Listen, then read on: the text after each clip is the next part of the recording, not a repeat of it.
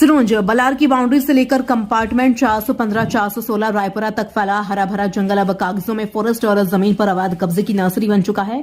सैकड़ों एकड़ आकर्षित वन भूमि पर बेखौफ कुल्हाड़ियां चली, ट्रैक्टर गरजे बड़े धाराशाही हुए हैं, जिसकी आवाज वन विभाग तक शायद पहुंच ही नहीं रही। अब तक कार्रवाई क्यों नहीं हुई? पत्रकारों को दिए गए बयान से अब रेंजर साहब का बयान अब खुद सवालों के घेरे में। रेंजर साहब आपका बयान अभी ताजा है। आपने कहा था आप सूचना दो, हम कार्रवाई करेंगे। तो लीजिए साहब, सूचना भी मौजूद, सबूत भी मौजूद, मौके की सच्चाई भी सामने है।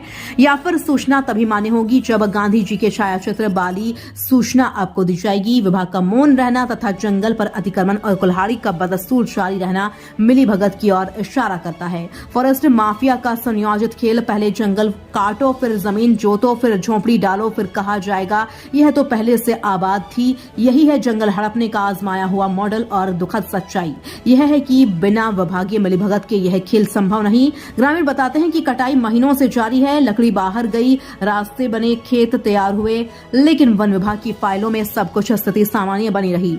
सवाल जो अब टाले नहीं जा सकते, क्या बलार के कंपार्टमेंट 415, 416 का जंगल कानून से बाहर है? क्या यहां नियम सिर्फ आम आदमी के लिए है? क्या रेंजर साहब को सब दिखा लेकिन दिखाना नहीं चाहा, या फिर कार्रवाई करने से पहले ऊपर से इशारे का इंतजार है? आज अगर जंगल कटेगा तो कल बारिश नहीं होगी, परसों जमीन बंजर होगी और फिर वही सिस्टम कहेगा प्राकृतिक आपदा आ गई। अब चुप्पी अपराध है या सिर्फ पेड़ों की कटाई नहीं, यह भविष्य की हत्या है। यह बच्चों की हवा, किसानों की मिट्टी और आने वाली पीढ़ियों के हक पर डाका है। रेंजर साहब, अब भी समय है कुछ अच्छा करने का। या तो आप मौके पर पहुंचकर अवैध कब्जों पर बुलडोजर चलाइए, दोषियों पर कड़ी धाराओं में केस दर्ज कराइए, जिससे साबित हो जाए कि वन विभाग जिंदा है।